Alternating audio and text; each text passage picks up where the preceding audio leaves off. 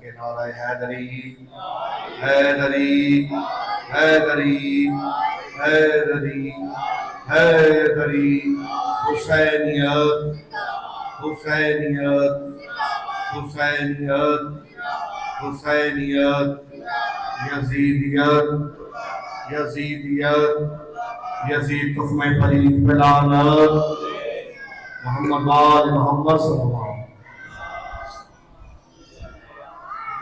اللہ کے سامنے ہدایت کے چراغ فقیر آل محمد صلی اللہ علیہ وسلم فخار ملت ابراہیم بابا اللہ شاہ سید فقیر شمس بادشاہ جن کے فرزند صفی بابا فضل اللہ سرکار آپ سے خطاب فرمائیں گے۔ صلوات میں تمام افراد بلند آواز سے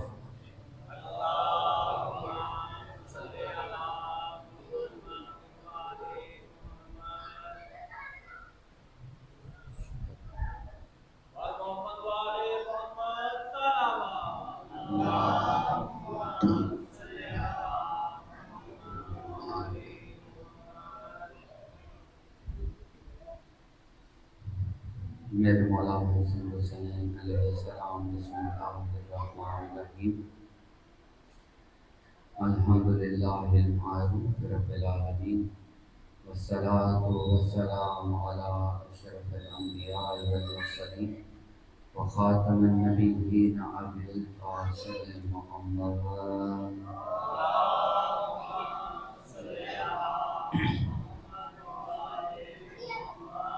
لا الہ الا اللہ محمد رسول اللہ ومن اہل الکتاب واہل البیت الطیبین الطاہرین المعصومین والمتقین، اما بعد فقد قال اللہ سبحانہ تعالی فی قرآن مجید وفی فرقان حکیم وقولہ الحق۔ بسم اللہ الرحمن الرحیم۔ ان اللہ علی کل شیء قدیر۔ صلوات بآواز بلند۔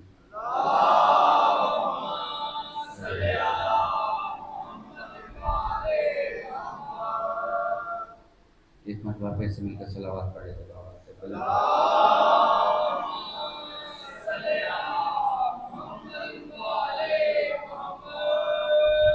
تو جو ہے آپ صاحبان آغاز ہو سکے، سب سے پہلے تو گزارش ہے کہ جب تک بات ہو رہی ہے توجہ منبر کی طرف رکھیے گا تاکہ بات سمجھنے اور سمجھانے میں آسانی پیدا ہو، اور جس مقصد کے لیے ہم یہاں پر اکٹھے ہوئے ہیں وہ مقصد بھی پورا ہو سکے۔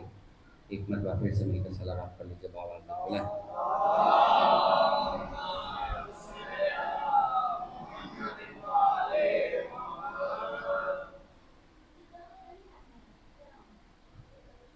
تو جو ہے صاحبان مختصر سی بات ہے جو آپ تک پہنچانا ضروری سمجھتا ہوں، کیونکہ ربیع الاول کا مہینہ شروع ہونے جا رہا ہے۔ ایسے ہے تو بھی ایام اعزا ہیں، لیکن اس مہینے کو اہل اسلام حضرت محمد مصطفیٰ صلی اللہ علیہ وآلہ وسلم کی طرف منسوب کرتے ہیں۔ کچھ کا ماننا ہے کہ اسی مہینے میں نبی صلی اللہ علیہ وآلہ وسلم کا ظہور بھی ہوا تھا اور ظاہری اس دنیا سے مثال تھی۔ تو ابھی اس بحث میں نہیں جانا چاہتے کہ دن کیا تھا، تاریخ کتنی تھی، وغیرہ وغیرہ، لیکن توجہ سے ایک بات سنیے گا کہ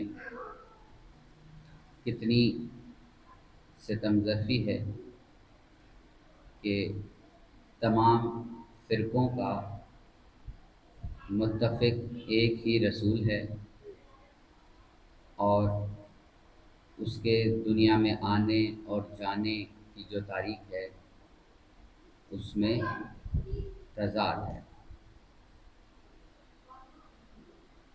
کہ جہاں پر اہل اسلام نبی کے دنیا میں آنے اور دنیا کے میں سے جانے پر ایک تاریخ پر متفق نہیں ہے، وہ نبی صلی اللہ علیہ وآلہ وسلم کی تعلیمات پر پھر کیسے متفق ہو پائیں گے؟ یہ ایک بہت بڑا المیہ ہے ہم بحیثیت ایک مسلمان کے، کہ ہمارے لیے سب سے عزیز ترین جو ذات مبارکہ ہے وہ حضرت محمد مصطفیٰ صلی اللہ علیہ وآلہ وسلم ہے، تو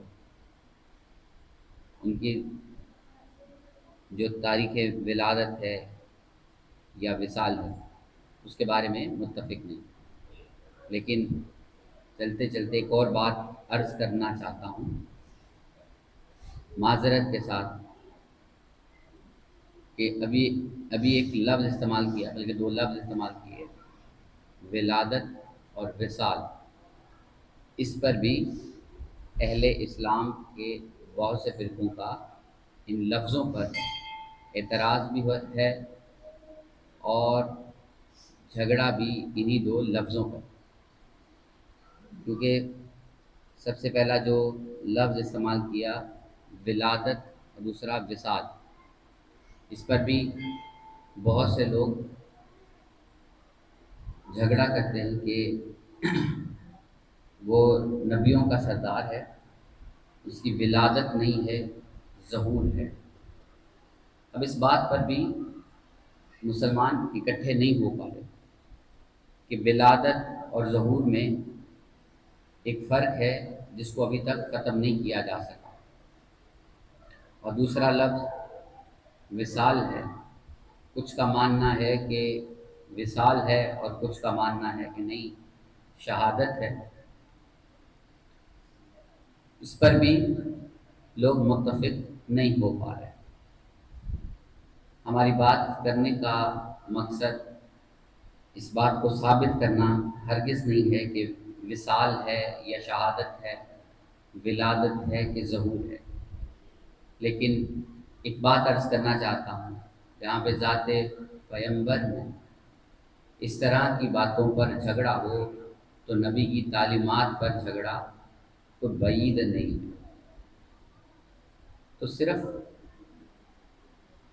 توجہ سے ہماری آج کی گفتگو تھوڑی سی عجب سی ہو سکتی ہے، لیکن اگر آپ کا ساتھ ہمارے ساتھ رہا تو انشاءاللہ ہم یہ سبق کافی آسانی سے طے کر پائیں گے کہ نبی صلی اللہ علیہ وآلہ وسلم کی ذات مبارک کے حوالے سے کہ ولادت اور ظہور میں ایک فرق ہے۔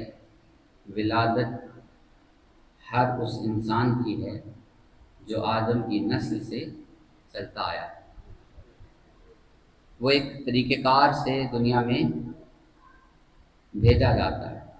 ہم سب کی روحیں اس دنیا میں آنے سے پہلے ایک جہاں ہے جسے عالم ارواح کہتے ہیں، یہ عالم فانی ہے، اس عالم فانی سے ہوتی ہوئی یہ روح عالم برزخ میں جائے گی، پھر قیامت آئے گی تو وہاں پر اکٹھی کی جائے گی۔ لیکن یہ طریقہ کار آدم کی نسل کے لیے ہے کہ آدم سے لے کر عیسیٰ تک جتنے بھی انسان یا تا قیامت جتنے بھی انسان اس دنیا میں آ رہے ہو وہ سب کے سب اسی طریقہ کار سے آئیں گے کہ پہلے ان کی روح عالم ارواح میں موجود ہے۔ اب صرف توجہ سے ایک چھوٹا سا جملہ سنیے گا، ہم پوری کوشش کریں گے کہ اپنی بات اس مجلس کے توسط سے آپ تک پہنچا پائیں۔ اس سے پہلے ایک چھوٹی سی تمہید ہی سمجھ لیجیے تاکہ ہم آسانی سے یہ سفر طے کر پائیں۔ ایک مرتبہ مل کر صلوات پڑھ لیجیے آواز بلند۔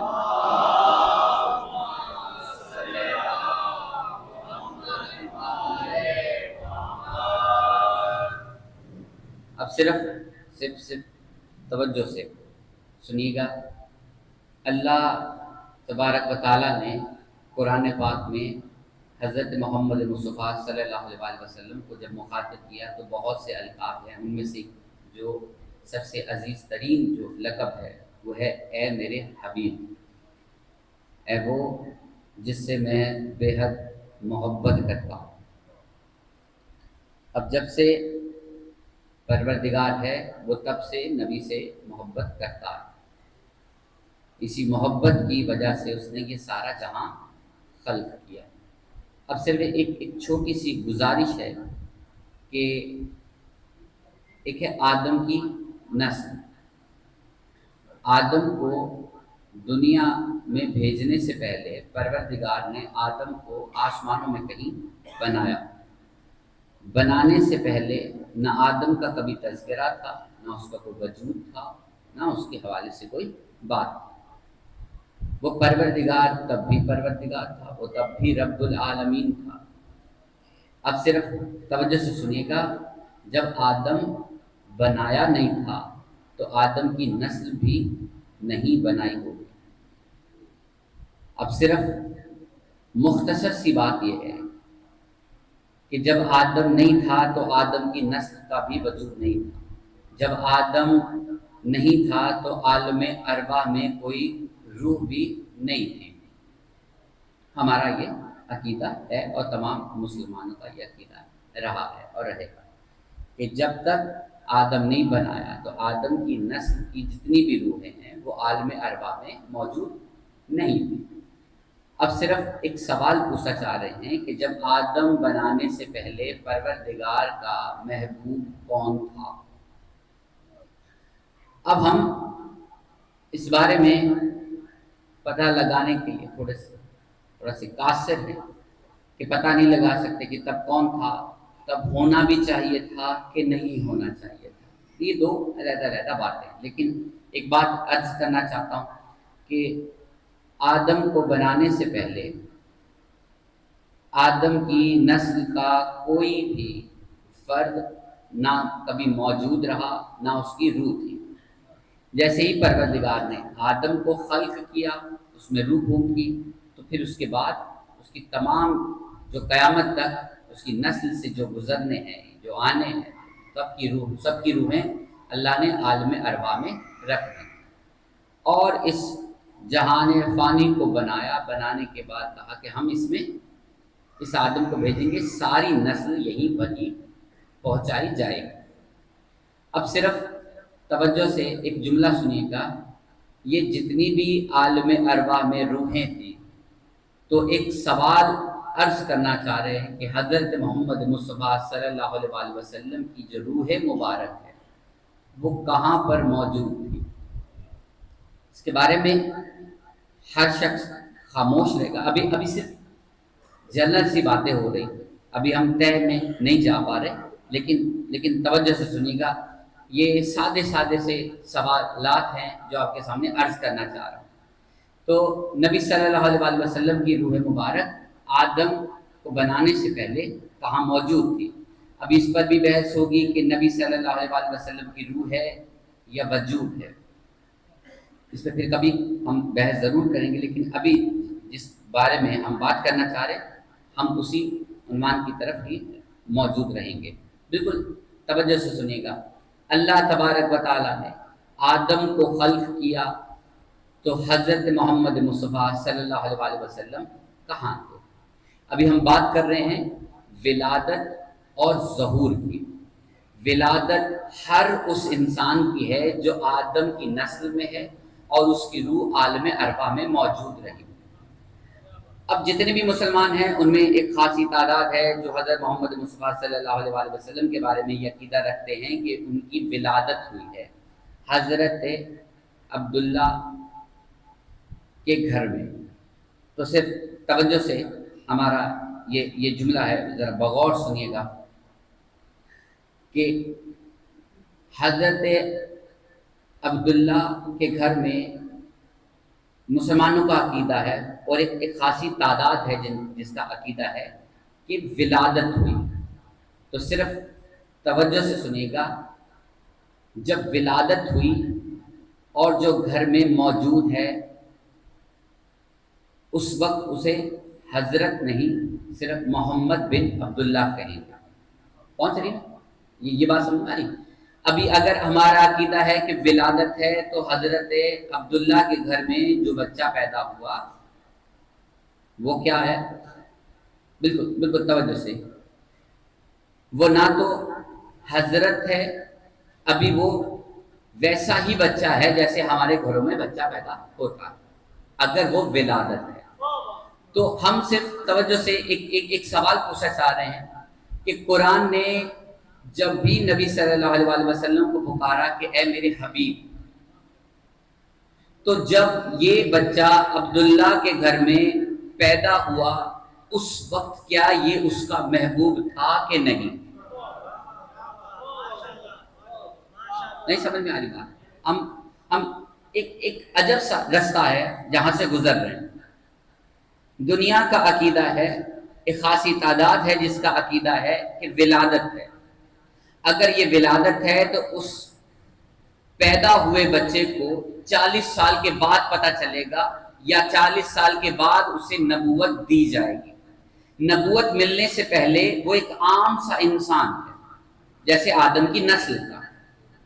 اب پروردگار کے لیے یہ جو طریقہ کار استعمال کیا گیا کہ قرآن نے کہا کہ اے میرے حبیب، یہ 40 سال کے بعد حبیب بنا کہ پہلے بھی تھا؟ نہیں سمجھ میں آ رہی بات؟ اب اسے اور آسان کرنا چاہتا ہوں۔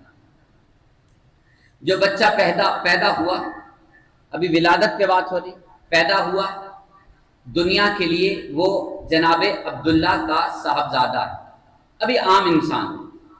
پروردگار کی نگاہ میں ابھی وہ کیا ہے؟ نہیں سمجھ میں آ رہی بات؟ تھوڑی سی توجہ کا طلبگار رہوں گا۔ ابھی عقیدے پہ بات ہو رہی ہے کہ عقیدہ یہ ہے کہ اس کی ولادت ہے۔ ولادت ہے تو 40 سال سے پہلے وہ ایک عام انسان ہے۔ اگر وہ عام انسان ہے تو اللہ کی نگاہ میں بھی وہ ایک عام انسان ہے۔ پہنچ رہی؟ ایک عام انسان صرف ایک پہاڑ پہ جانے کی وجہ سے اتنا محبوب ترین کیسے ہو جاتا ہے؟ اب ہم اپنے موضوع پر پہنچ پائے، بالکل توجہ سے۔ کیا کیا ہے اس ایک عام انسان نے کہ وہ پہاڑ پہ چلا گیا، وہاں پر جا کے اس نے کچھ پڑھا۔ اب اس میں بھی بہت ساری بحثیں مباحثے ہو سکتے ہیں، لیکن توجہ سے سنیے گا۔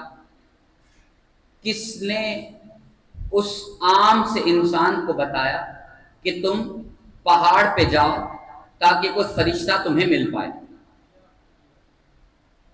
پانچ رہی بات؟ اب یہ جملہ بڑا عجب سا تھا، اس کو تھوڑا سا کھول کے ہم آپ کے سامنے رکھنا چاہتے ہیں۔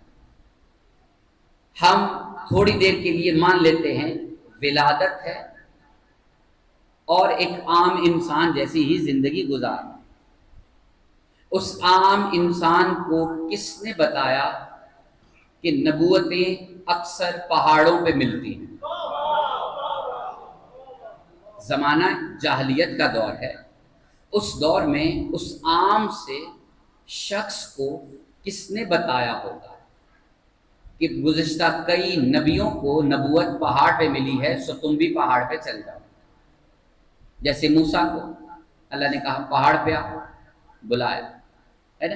تو اس عام سے انسان کو کس نے بتایا کہ پہاڑ پہ جاؤ؟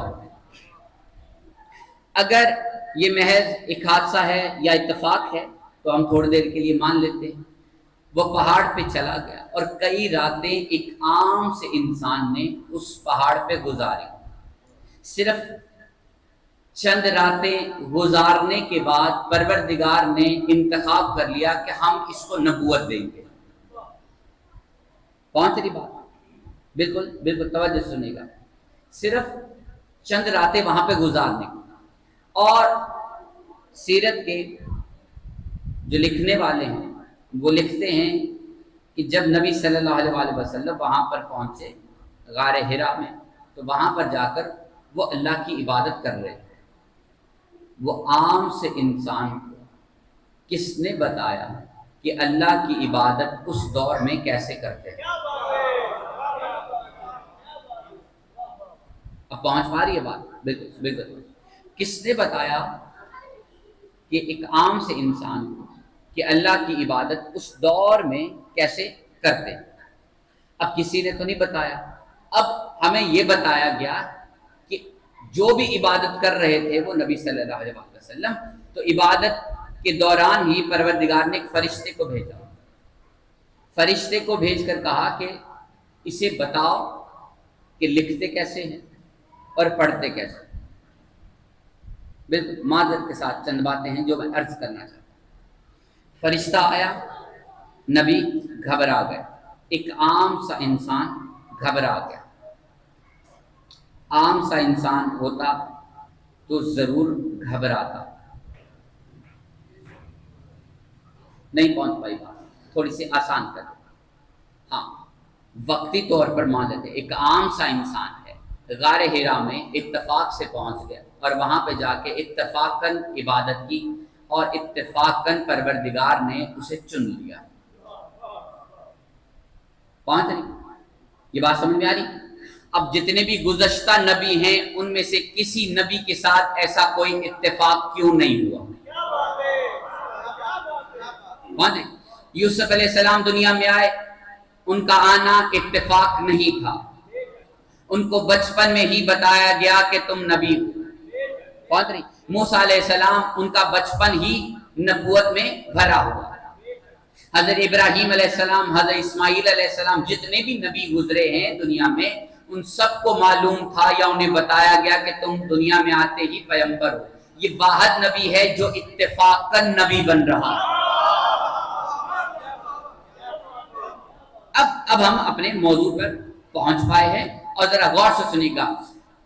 اس وقت دنیا میں جتنے بھی جھگڑے ہو رہے ہیں نا کہ 12 ربیع الاول ہے، 9 ربیع الاول ہے کہ 17 ربیع الاول ہے، وصال ہے، شہادت ہے، 28 سفر ہے کہ 12 ربیع الاول ہے، یہ اسی اتفاق پہ لڑ رہے ہیں جس کو اتفاقاً نبی تم سمجھ رہے ہو۔ نبوت اتفاقاً نہیں ملتی، نہ نبوت اتفاقاً ملتی ہے، نہ ولایت اتفاقاً ملتی ہے، نہ امامت اتفاقاً ملتی ہے۔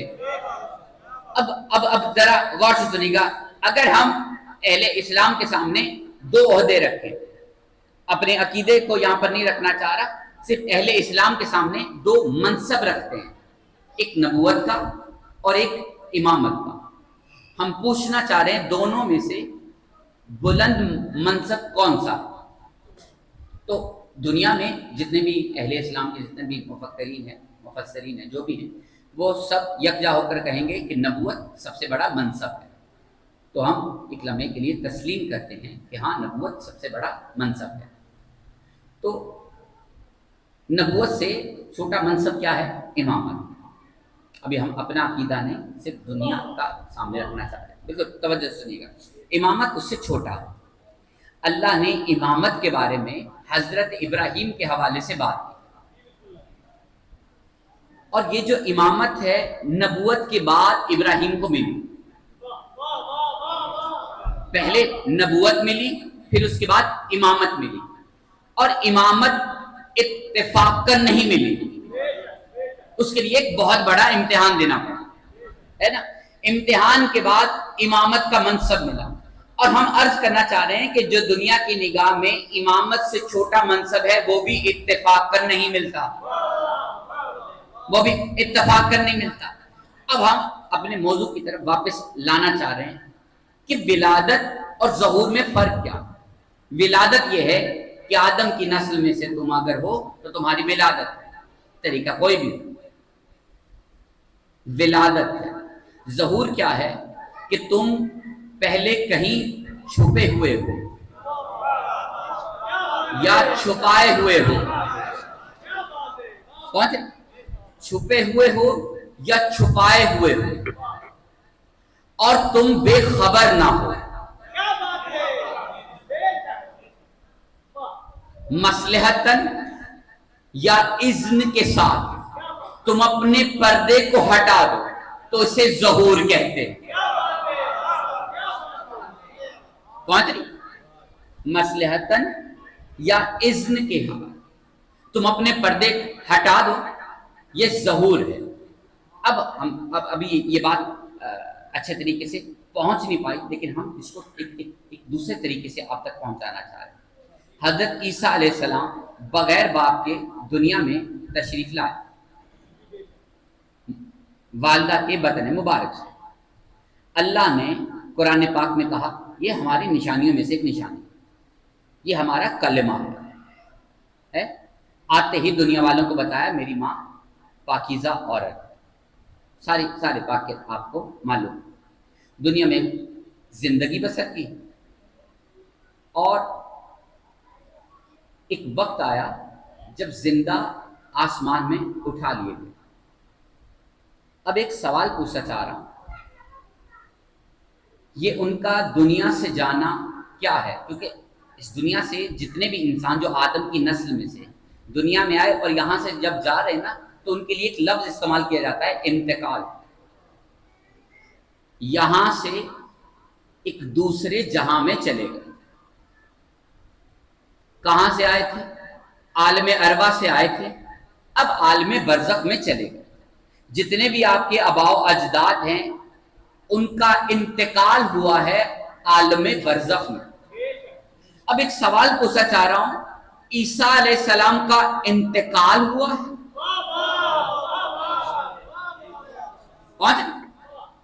وصال ہوا ہے؟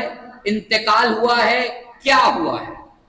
یہ وہاں پہ سارے مسلمان خاموش رہیں گے کہ اللہ نے زندہ اٹھا لیا، لے گئے۔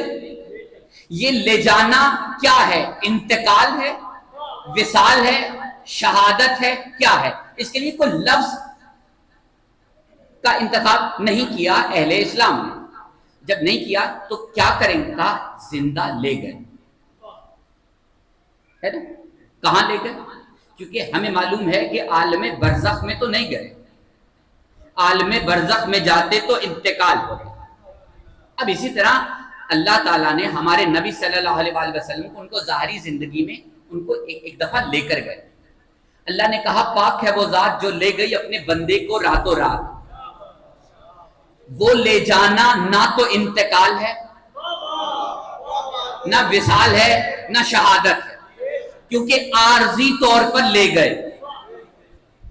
اس جہان میں نہیں لے کر گئے جہاں پہ آدم کی نسلیں جاتی ہیں، عیسیٰ کو بھی وہاں نہیں لے کر گئے جہاں پر آدم کی نسلیں جا رہی تھی۔ اس لیے آدم کا حضرت عیسیٰ کا انتقال نہیں۔ اب صرف توجہ سے سنیں گا۔ اب جب قیامت سے پہلے عیسیٰ علیہ السلام دنیا میں آئیں گے تو کیا لفظ استعمال کرو؟ ولادت ہے نا؟ کیا لفظ استعمال کرو؟ جیسے ہی عیسیٰ علیہ السلام دنیا میں تشریف لائیں گے، لفظ کوئی ہے نہیں ان کے لیے، نہیں ہے نا؟ کیونکہ وہ کسی ایسے جہاں میں گئے ہی نہیں جہاں سے آنے والوں کو ولادت کا نام دیا جا سکے، نہ وہ عالم ارواح میں، نہ وہ عالم برزخ میں۔ کون سا؟ اب جیسے ہی ہم اہل اسلام سے پوچھیں گے کہ عیسیٰ جب قیامت سے پہلے دنیا میں تشریف لائیں گے تو لفظ کیا استعمال کریں گے؟ تو فوراً کہیں گے کہ ظہور، ان کا ظہور ہوگا۔ تو معذرت کے ساتھ نبیوں کا سردار پیدا ہو رہا ہے، اس سردار کا امتی دنیا میں ظہور کر رہا ہے۔ پہنچ رہی بات؟ پہنچ رہی نا؟ سردار پیدا ہو رہا ہے، اس کا امتی ظہور فرما رہا ہے۔ پہنچ؟ اب میں نے عرض کیا نا کہ ظہور کسے کہتے ہیں؟ جب تم کسی پردے میں رہو۔ ہاں اچھا، اب بات ہو رہی ہے تو تھوڑی سی ذرا غور سے سن لیجیے گا۔ اللہ تبارک و تعالیٰ نے نبی صلی اللہ علیہ وآلہ وسلم کو معراج میں بلایا، معراج کروایا، عرش پہ بلایا۔ بلانے کے بعد پروردگار نے ایک پردے کے قریب ترین جو جگہ تھی وہاں تک نبی کو بلا لیا۔ بلانے کے بعد اللہ نے جو پردے سے اپنا ہاتھ باہر کیا اسے کیا کہتے ہیں؟ ہے نا؟ پردے سے ظاہر کرنا خود کو۔ ہاتھ بائیں وہ کیا ہے؟ خود کو ظاہر ہو گیا، وہ اپنی مرضی سے پردے کے پیچھے تھا، اپنی مرضی سے پردے کے باہر آیا۔ جہاں پہ اپنی مرضی چلے اسے ظہور کہتے ہیں۔ اب ذرا غور سے سنیے گا، اللہ کو کسی نے مجبور نہیں کیا کہ یہاں سے نکلو، ہے نا، اپنی مرضی سے۔ آدم کی جتنی بھی نسل ہے اس میں سے کسی کی بھی اپنی مرضی نہیں ہے کہ وہ دنیا میں کب آئے، ہے نا، کب آئے گا کب جائے گا اپنی مرضی ہے ہی نہیں۔ جہاں اپنی مرضی نہیں ہے وہاں پر ولادت ہوتی ہے، جہاں پر اپنی مرضی ہو اور انتخاب ہو اسے ظہور کہتے ہیں۔ ابھی دنیا اس بات پہ جھگڑا کر رہی ہے کہ نبی کی ولادت ہے کہ ظہور ہے، تو ہم آپ کے سامنے ایک بات رکھنا چاہتے ہیں کہ کلندر کبریا، ایک نام سنا ہے، فقیری کا ایک نام ہے، ان کے والد محترم اپنے خواب میں اپنے صاحبزادے کو دیکھتے رہے، بیٹا باپ سے مخاطب ہوتا رہا کہ فلاں عورت کو میری ماں بناؤ، تمہارے پاس یہ اختیار نہیں ہے۔ اب ہمارے پاس یہ کہنے کے لیے لفظ ہیں، لیکن ایک اشارے میں ایک بات کہنا چاہ رہا ہوں کہ پھر کلندر کے لیے لفظ کیا استعمال کرو، کہ ولادت ہے، ظہور ہے، کیا ہے، پانتری۔ اب ہم اپنے موضوع سے کہیں ادھر ادھر نہ ہو جائیں تو ہم آپ تک ایک بات پہنچانا بہت ضروری سمجھتے ہیں۔ ایک مرتبہ مل کر صلوات پڑھ لیتے بابا سے بلند۔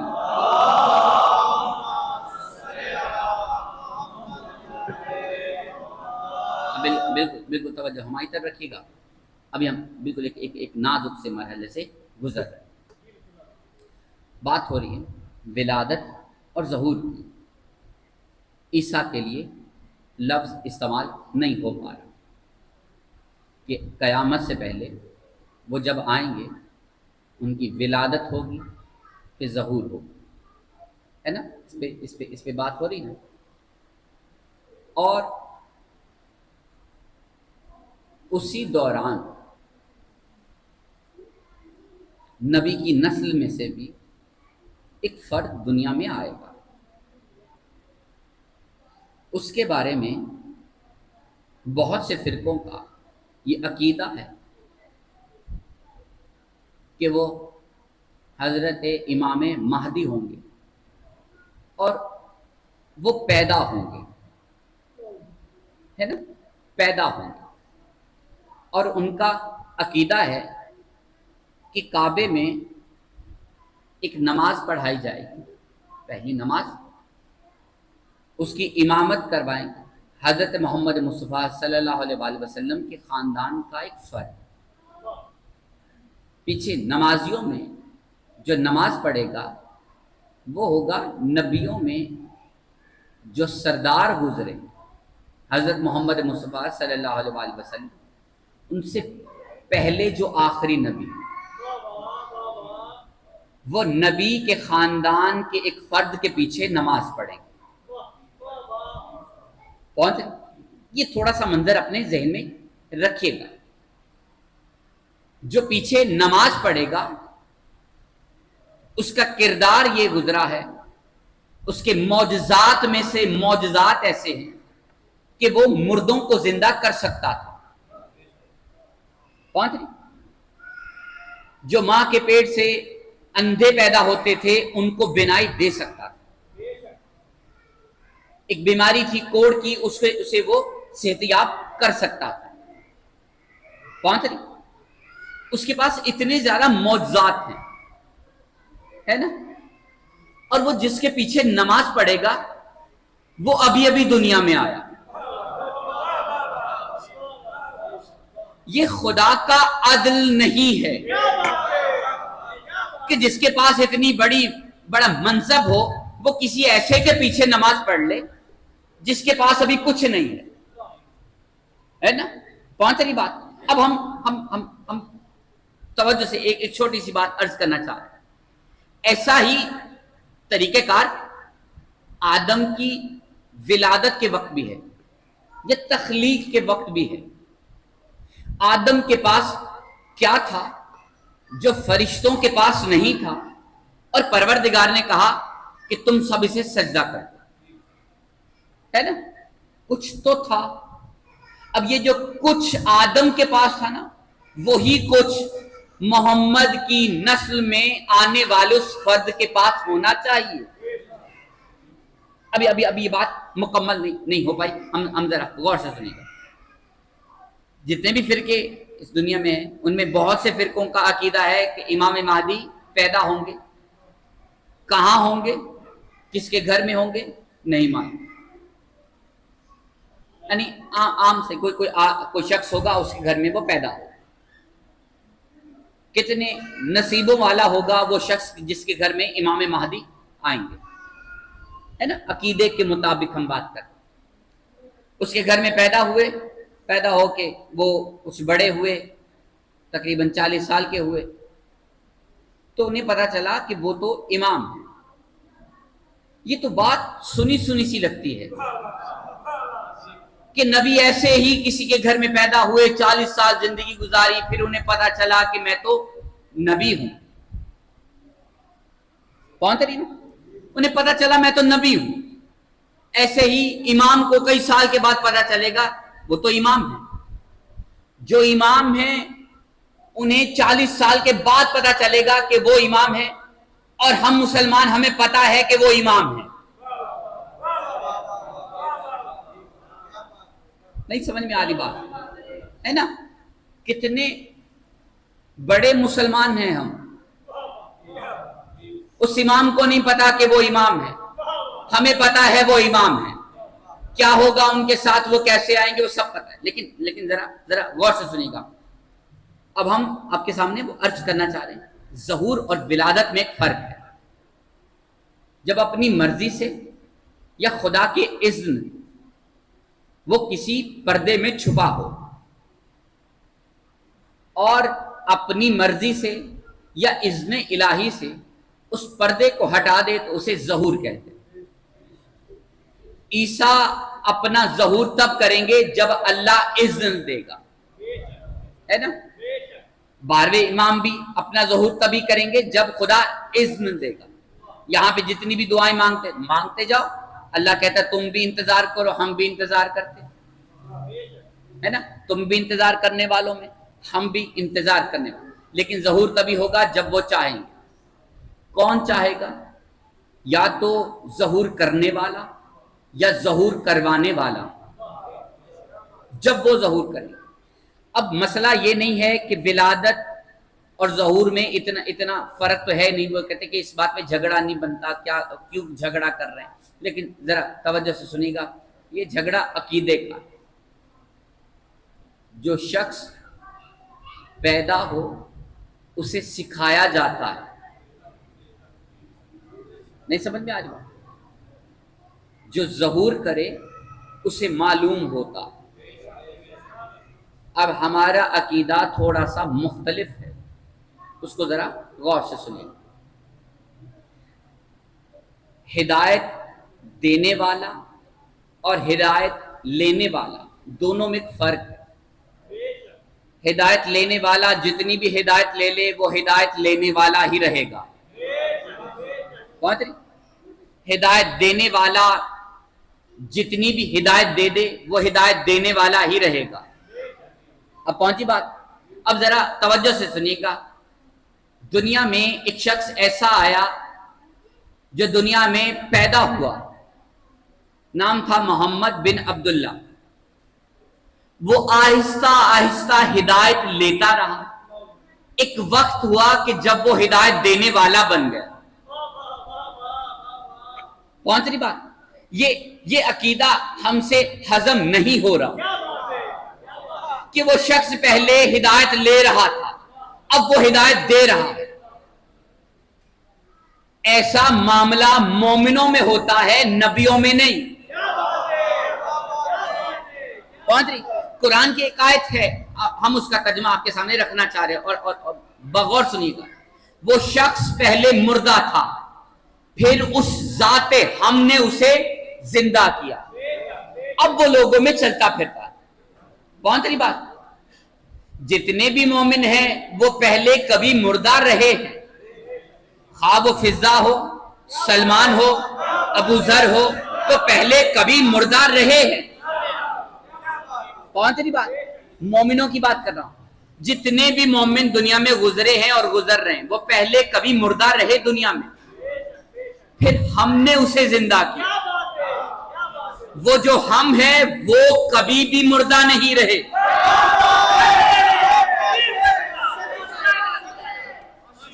कौन सी बात? अब जरा गौर से सुनिएगा। हम सलमान की बात कर रहे हैं, अबू जर की, फिजा की, जितने भी नबी के दौर में मोमिनीन गुजरे, तमाम के तमाम असहाब की भी बात करते हैं, क्योंकि सारे सहाबी रसूल हैं तो सब सहाबी रसूल की बात करते हैं। हर सहाबी रसूल एक वक्त से पहले कुरान की आयत के मुताबिक मुर्दा।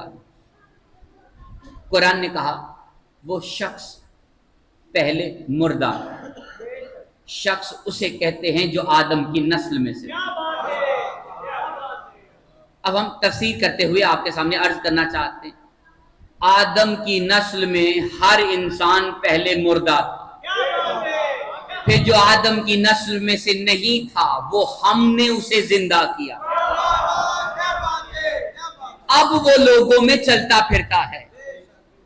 फिजा एक वक्त से पहले लोगों में नहीं चल फिर सकती थी क्योंकि मुर्दा थी, वो तो आले मोहम्मद के घर में नहीं उस तरीके से चल सकती थी। ये जुमला थोड़ा सा सख्त सा महसूस हो सकता है, लेकिन तवज्जो से सुनिएगा। एक खास वक्त में जनाब फिजा को नहीं मालूम कि इस घर में फाके क्यों हैं, नहीं पहुंच रही बात। एक खास मुद्दत में जनाब फिजा को नहीं मालूम कि इस घर में फाके क्यों हैं। एक खास मुद्दत तक जनाब फिजा को नहीं मालूम कि अली क्या क्या कर सकते हैं, है ना? पहुंच गई बात। जब जब तुम्हें नहीं पता हो कि ये घराना क्या क्या कर सकता है, तब तब तक तुम मुर्दा हो। नहीं पहुंच रही बात? बिल्कुल आसान से आसान अल्फाज में अब तक पहुंचाना चाह रहा हूं, बिल्कुल तवज्जो से सुनिएगा। यहां पर और जहां पर भी मजलिस इमाम हुसैन हो रही है वहां पे इल्म बांटा जा रहा है। हम अली के हुबदार हैं, हुसैन के मातमी। जितना इल्म मजलिसों में लेते हैं या मजलिसों में जितना इल्म मिल जाता है, इतना किताबों में मदरसों में नहीं मिल पाता। और हमारा अकीदा है, दुनिया जो भी कहे उसका उनका अपना इख्तियार है, जो भी कहें कह सकते हैं, लेकिन जितना इल्म अली के चाहने वाले को मजलिस से इमाम हुसैन में मिल जाता है, इतना ना तो मदरसों में मिलता है, ना ही मस्जिदों में, ना ही किताबों में नहीं मिल पाता। अब जितने भी यहाँ पर तशरीफ फरमाए, जहाँ जहाँ मजलिस इमाम हुसैन हो रही है, वहाँ पर एक वक्त गुजरा है जहाँ पर तुम खुद को मुर्दा से तसव्वुर करते थे, है ना? अभी हम ऐसा ऐसा आप तक वो बात पहुँचा देंगे। अब अगर इस मजलिस में कोई ऐसा शख्स है जो अभी अभी चंद मजालिस हुई कि किसी मजलिस में बैठा, उसके लिए ये बातें ऐसे ही हो रही होंगी कि जैसे सर से गुजर गई। क्यों गुजर रही? क्योंकि मुर्दा गुजर गई। कुछ ऐसे हैं कि बात अभी मुकम्मल नहीं हुई और पहुंच गई। तुम कौन हो? जिंदा। अब एक मिनट के रोक देना। जो अभी खुद को जिंदा तस्वुर कर रहे हैं, उन पर एक जमाना ऐसा गुजरा कि वो भी मुर्दा थे, है ना? एक जमाना गुजरा। वो जमाना बदला किसने? मजलिस इमाम हुसैन। اور میں ہم اس ممبر کے توسل سے عرض کرنا چاہ رہے دنیا میں جتنے بھی ممبر امام حسین سے منسوب ہے، وہاں پر کوئی بھی خطیب ہو، کوئی بھی عالم دین ہو، کوئی بھی مفکر وہاں پر بیٹھ کر بات کر رہا ہے، وہ کبھی بھی نہ یہ سمجھے کہ وہ لوگوں کو وہ بدل رہا۔ اگر تم میں بدلنے کی طاقت ہوتی تو تم کسی اپنی منصب پر بیٹھ کر بدل دو، نہیں بدل پاؤ۔ پہنچ رہی؟ اب ہم اپنے موضوع کی طرف واپس لا کر اب تک ایک بات پہنچانا چاہ رہے ہیں، بالکل توجہ سے سنیے گا۔ تم پر ایک زمانہ گزرا کہ خود کو مردہ تصور، کون ہے جس نے تمہیں بدلا؟ ہے نا؟ کوئی تو تھا جو بن دیکھے بن بولے تم سے باتیں کر رہا تھا، تم کو زندہ کیا۔ اب جب تم زندہ ہوئے، اب تم لوگوں میں چلتے پھرتے ہو، ہے نا؟ اب کہیں پر بھی بیٹھنے سے پہلے گھبراتے نہیں کہ سامنے والا سوال کیا کرے گا، انتظار میں ہوتے ہو کہ سامنے والا کوئی سوال کرے۔ پہنچ رہی؟ اب ہم واپس 1400 سال پیچھے جا کر جناب فضہ سے پوچھا چاہ رہے ہیں، آپ کو نہیں پتا تھا کہ علی چاندی بنانا جانتے ہیں؟ نہیں پتا تھا۔ آپ کو نہیں پتا اس گھر میں فاقے کیوں ہو رہے؟ نہیں پتا۔ کیا لگتا تھا کہ فاقے کیوں ہو رہے؟ مجھے لگا کہ غربت ہے، رزق کی کمی ہے، دنیاوی آفتیں ان کو تنگ کر رہی، تنگ دستی ہے، سوچا ان کی مدد کر دو۔ ایسا خیال کیوں آیا؟ مجھے ایسا خیال اس لیے آیا، مجھے لگا یہ ہم جیسے ہیں۔ جیسے ہی علی نے جناب فضہ کو بتایا کہ ہم نہ تو تم جیسے ہیں، اور یہ جو گھر پہ فاقے ہیں یہ ہماری اپنی مرضی ہے۔ پہنچ رہی؟ جیسے ہی پتا چلا، اس کے بعد فضہ بھی فضہ نہیں رہی، بدل گئی۔ اب وہ دنیا والے کام نہیں کرتی کہ دنیا کے سامنے ہاتھ پھیلائے کہ میں نے محمد کو اپنا مہمان بنایا ہے، میری کوئی مدد کرے۔ پہنچ رہی بات؟ جیسے ہی فضہ کو پتا چلا اب میں وہ فضہ نہیں رہی، اب اس نے اپنے اور محمد کے درمیان اگر کسی کو وسیلہ بنایا تو وہ صرف خدا ہے۔ اگر کسی کو وسیلہ بنایا تو وہ صرف خدا ہے۔ پہنچ رہی؟ اور اپنے اور کسی اور کے معاملے میں اگر درمیان میں کسی کو وسیلہ بنایا ہے، یا تو وہ محمد ہے یا آل محمد ہے۔ پہنچ رہی بات؟ اب ہمارے مومنوں کا طریقہ کار ہے جناب فضہ والا۔ میں آپ کے سامنے عرض کرنا چاہتا ہوں، اگر کوئی اپنے گھر میں مجلس امام حسین، نیاز امام حسین کروانا چاہتا ہے تو یہ معاملہ کس کا ہے؟ حسین کا اور تمہارے درمیان۔ تمہارے اور حسین کے درمیان میں اگر تم وسیلہ بناؤ گے تو صرف اللہ کو۔ پہنچ رہی بات؟ اگر تمہارے اور حسین کے درمیان میں تم نے وسیلہ کسی ایسے کو بنایا جو آدم کی نسل والا، تو تمہارا عقیدہ تھوڑا سا بدل جائے، کیونکہ تم بھی مہمان بنانا چاہتے ہو محمد کی نسل والے کو۔ فضہ نے بھی مہمان بنایا محمد کو اپنے گھر میں، بنایا، بنانے کے بعد دنیا کی طرف نگاہ نہیں رکھی کہ ان میں سے کوئی میری مدد کرے، کہا تیرا مہمان میں نے اپنے گھر مہمان رکھا، اب یا تو مدد کر، کسی اور سے مدد کی طلبگار نہیں ہوں۔ پہنچ رہی بات؟ اب ذرا غور سے سنیے گا، جناب فضہ والا طریقہ ضرور اپنایا، طریقہ بڑا سادہ سا ہے اور بڑا ہی خاص ہے۔ کیا؟ جب معاملہ تمہارا اور آل محمد کے درمیان میں ہو تو وسیلہ صرف اللہ، جب معاملہ تمہارا اور دنیا والوں میں سے کسی کے بھی درمیان تو وسیلہ یا تو محمد یا آل محمد۔ اس بات کو اپنے ذہن میں تھوڑی سی جگہ ضرور دیجیے گا اور دل میں بھی جگہ ضرور دیجیے گا۔ ایک مرتبہ مل کر صلوات پڑھ لیجیے بآواز بلند۔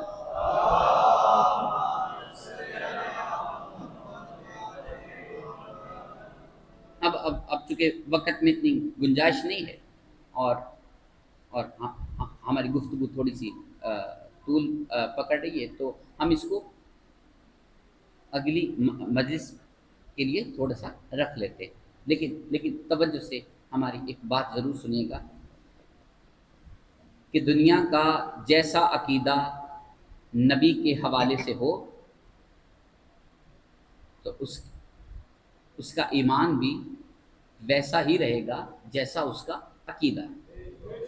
اگر تمہارے عقیدے کے مطابق نبی پیدا ہوئے تو تمہارا ایمان بھی ویسا ہی رہے گا۔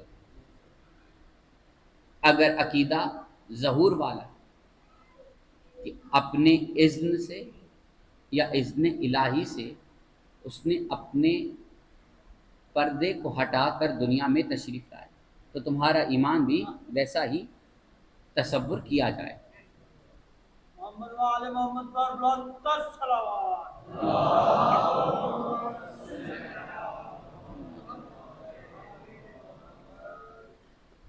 اب ہم صرف ایک بات عرض کرنا چاہ رہے ہیں کہ دنیا کہتی ہے کہ اس بات پہ بحث کیوں ہے کہ ولادت ہے کہ ظہور ہے، تو صرف ایک بات عرض کرنا چاہتا ہوں، اگر دنیا کو 1400 سال پہلے پتہ لگ جاتا یا یہ ایمان رہتا، یہ عقیدہ رہتا کہ حسین پیدا نہیں ہوئے، ان کا ظہور ہے، تو کربلا میں حسین کا گھرانہ مارا نہ جاتا۔ پہنچ رہی نا؟ صرف توجہ سے ہم 1-2 منٹ ہی درکار ہیں مصائب کے حوالے سے۔ دنیا نہ تو سمجھنا چاہتی تھی اور نہ ہی سمجھ پائی کہ حسین کا گھر کیسا ہے۔ رونے والوں کی خدمت میں ایک چھوٹی سی بات عرض کرنا چاہتا ہوں کہ ایک بڑا طویل سا ایک راستہ ہے جو آل محمد نے طے کیا صبر کر کر کے، وہ میں آپ کے سامنے رکھنا چاہتا ہوں۔ امام حسین عالی مقام نے مدینے میں ایک جملہ کہا تھا، مجھ جیسا اس جیسے کی بیعت نہیں کر سکتا، یہ مدینے میں کہا تھا۔ شام کے دربار میں اس کی صاحبزادی کو کسی نے دیکھ کر کہا یہ مجھے کنیزی میں چاہیے۔ اس جملے کو تھوڑی دیر کے لیے اپنے ذہن میں ضرور سوچنا کہ کبھی اس کے باپ نے کہا تھا کہ مجھ جیسا اس کی بیعت نہیں کر سکتا۔ اتنا ظلم سہا ہے کہ اتنا ظلم سہ کر اس مقام پر آ گئی اس کی صاحبزادی جو حسین جیسی ہے، اس کے لیے کوئی یہ جملہ کہہ رہا ہے کہ یہ مجھے کنیزی میں چاہیے۔ اس جیسا تو یزید جیسے کی بیعت نہیں کر سکتا، کنیزی میں کیسے آ سکتا ہے؟ یہ ظلم ہوا ہے آل محمد پر، آل رسول پر۔ اگر دنیا سمجھ جاتی کہ یہ پیدا نہیں ہوتے، ان کا ظہور ہوتا ہے، تو ان کو تخت پر بٹھا کر لایا جاتا ہے۔ لیکن افسوس انہیں اتنے میل پیدل چلوایا گیا۔ میں رونے والوں کی خدمت میں چند باتیں ہیں جو عرض کرنا چاہتا ہوں۔ حسین نے نوک نیزہ پہ تلاوت کر کر کے بتایا میں عام نہیں ہوں۔ نوک نیزہ پہ قرآن کی تلاوت بار بار کر کے بتایا میں عام نہیں ہوں۔ دنیا نے ہر بار حسین کی صاحبزادی کو تماچا مار کے بتایا یہ تو ہم جیسے ہیں۔ رونے والوں کی خدمت میں ایک بات عرض کرنا چاہتا ہوں، دنیا ثابت کرتی رہی یہ ہم جیسے ہیں، سکینہ ہر موڑ پہ ثابت کرتی رہی میں تم جیسی نہیں۔ تمہارے گھروں میں بھی چھوٹے چھوٹے بچے ہیں، جن کے گھروں میں چھوٹے چھوٹے بچے ہیں وہ میرا جملہ بہتر طریقے سے سمجھ پائیں گے۔ یہ جو چھوٹی بیٹیاں ہوتی ہیں نا، इनके जिस्म बड़े नाजुक होते, आदम की नस्ल से है ना, जिस्म बड़े नाजुक होते, छोटी छोटी बात बर्दाश्त नहीं कर पाते। सारा दिन जो भी बेटी के साथ होता रहा घर में, अपने ही घर में इंतजार करती रहती है, जैसे ही बाप आएगा ना उसे सारे दिन का हाल बताऊंगी, बाबा मेरे साथ ऐसा होता रहा, मुझे भाई ने ऐसा कहा, मुझे माँ ने ऐसा कहा। हर मोड़ पे तमाचा खा के खामोश हो जाना ये आम बच्चों का काम नहीं है। रोने वालों की खिदमत में अर्ज करना चाहता हूं, एक जंगजू इंसान हो उसका हाथ कैसा होता है, एक नाजों से पली हुई बच्ची उसके रुखसार कैसे होते। जब जंगजू का तमाचा नाजों से पली के रुखसार पे लगे ना तो जमीन हिलती है। अगर नहीं समझ पाए तो एक बात अर्ज करना चाहता हूं, यूसुफ छोटे थे,